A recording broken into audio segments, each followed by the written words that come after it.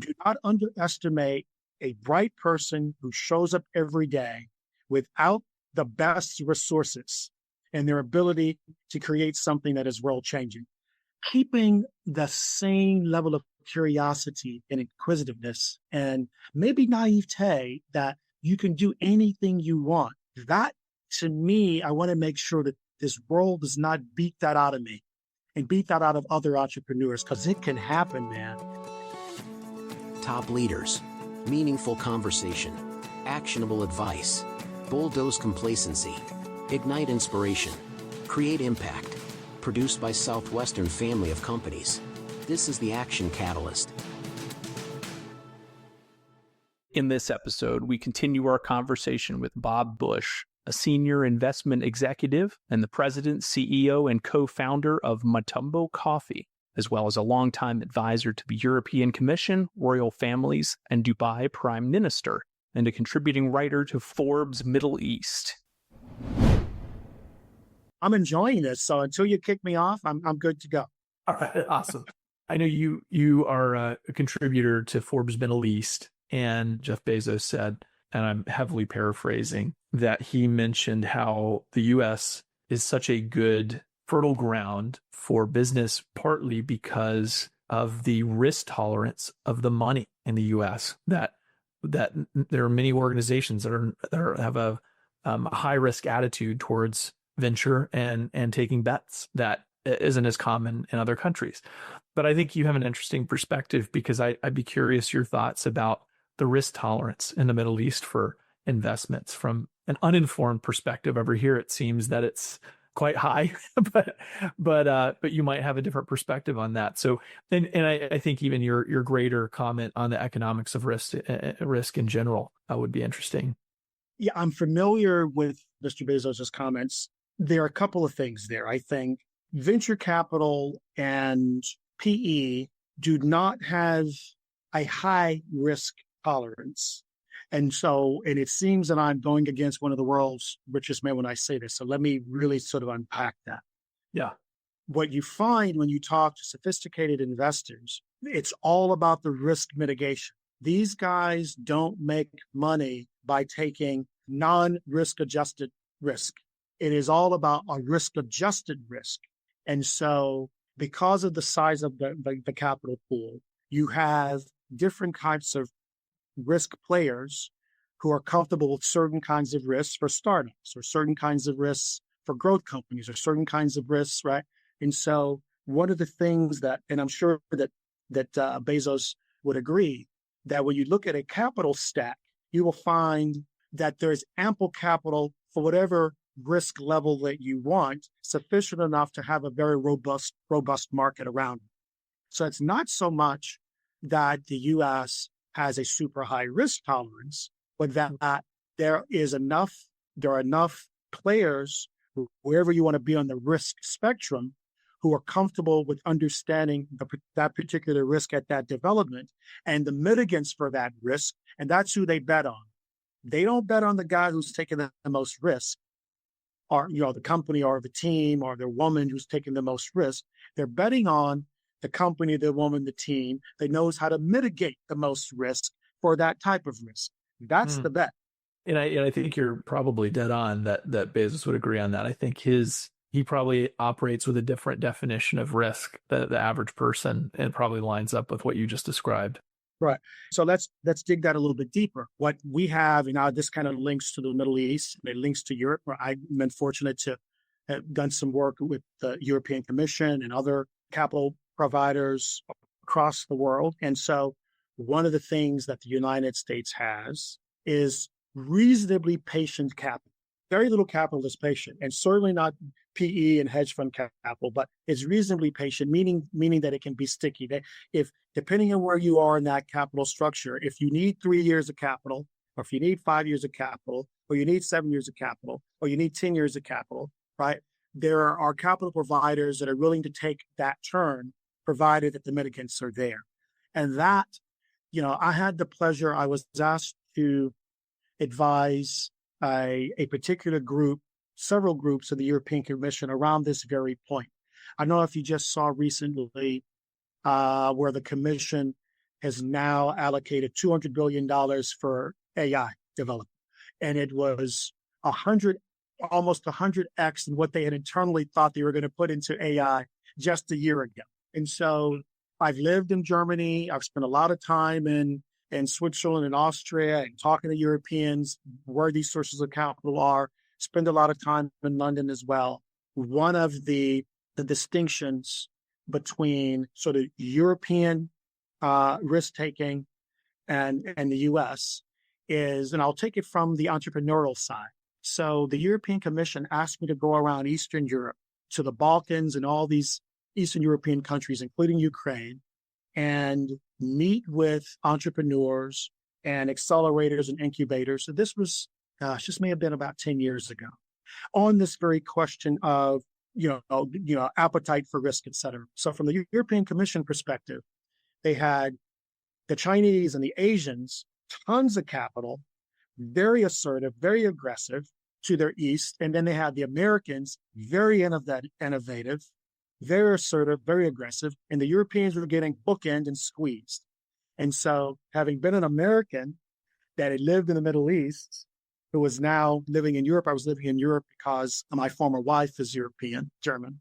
And so we started a family there. And you're at a dinner party here and there, and people start asking you questions, and before you know it, they're saying, "Can you come to Brussels?" So I ended up doing some work in Brussels. So the point is that the entrepreneurs, the best, most innovative talent that's coming out of these countries is, I would say, superior to the talent coming out of U.S. universities. Wow.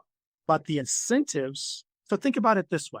Mm-hmm. I had the pleasure of getting a philosophy degree at a liberal arts school.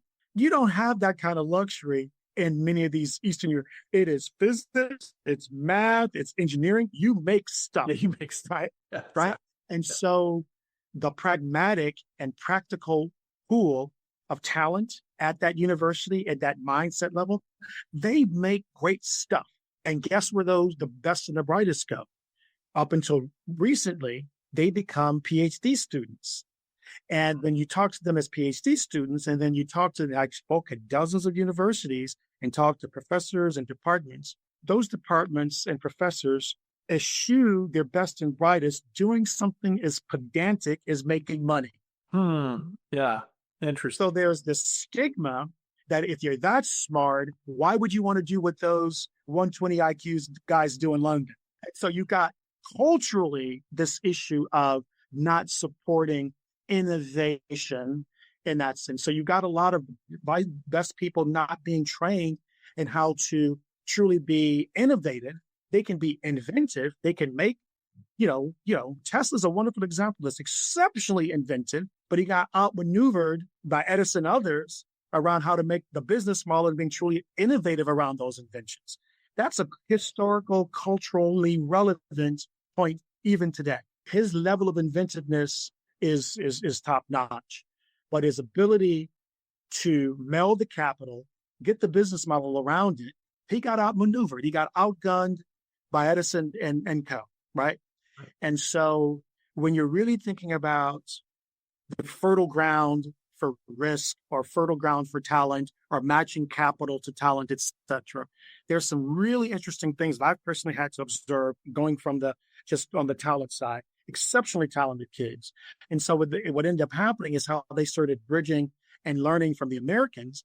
Then you had a lot of, and Ukraine was a perfect example of this. They started doing IT outsourcing to some of these countries because these kids could code and they had good math skills and they had good engineering skills, et cetera. So that's transition. And now they realize, well, wait a minute, why am I doing the code for that Silicon Valley company? I want to be that Silicon Valley entrepreneur. So organically, there's sort of this shift around all of that. So do not underestimate a bright person who shows up every day without the best resources and their ability to create something that is world changing. That's right. Well said. Question I ask everyone, but one that I just love in general is: you've had a wealth of experience.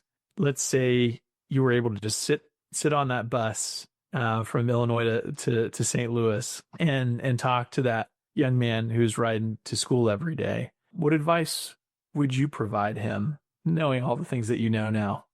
Well, as you've already picked up on, and I'm not trying to be unorthodox, I think the young man has something to tell me, less than me telling him. And I'm going to tell you why.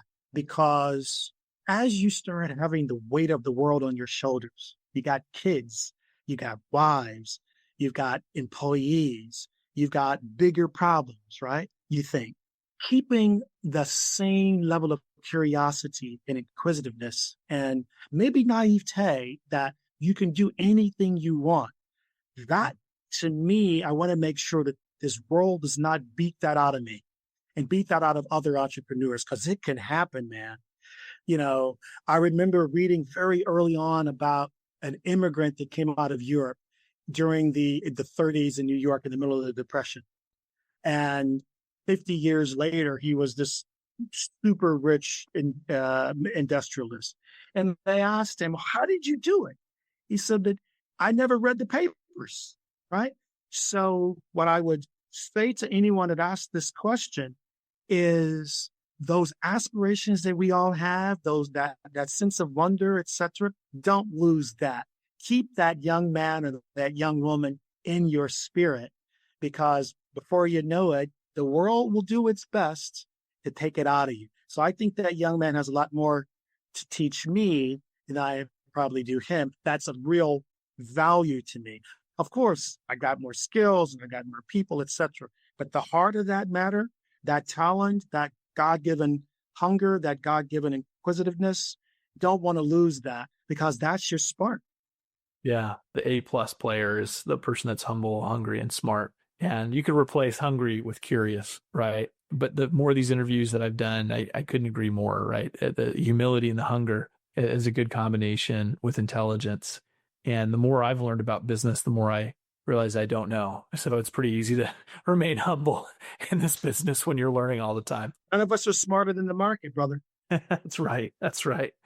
For our listeners, please share Mutombo Coffee, which I know we didn't spend probably nearly as much time on this as we could have, because you have such an interesting and colorful life. But where can people learn about the Mutombo Coffee, the respective social initiatives, and how can they participate? MutomboCoffee.com, of course. We have a website, MUTOMBO, coffee.com. We also have launched an Amazon store, and so that we'll start doing more with that. Primarily, we've been B2B for the last few years. So we're now just starting to, which is why I'm sticking my head up and doing more podcasts like yours, because we want people to know that we exist, etc. One of the other things we will do for your listeners is we'll create a VIP code for them. And anyone that puts in their code when they go to the website, they will get a VIP preferential pricing for our product as a way for us to say thank you for introducing us to your listeners. Yeah, love that. Well, thank you. Wow, this great, really great interview. I mean, really good for our listeners. Hopefully you've enjoyed it too. But great conversation. I did. Make me look good, fellas. Make me look good. If you enjoy this podcast, please make sure to subscribe. And to stay updated on everything that the Action Catalyst is up to, make sure to follow us on Facebook and Instagram at Action Catalyst Podcast, and on Twitter at Catalyst_Action. And thanks for listening.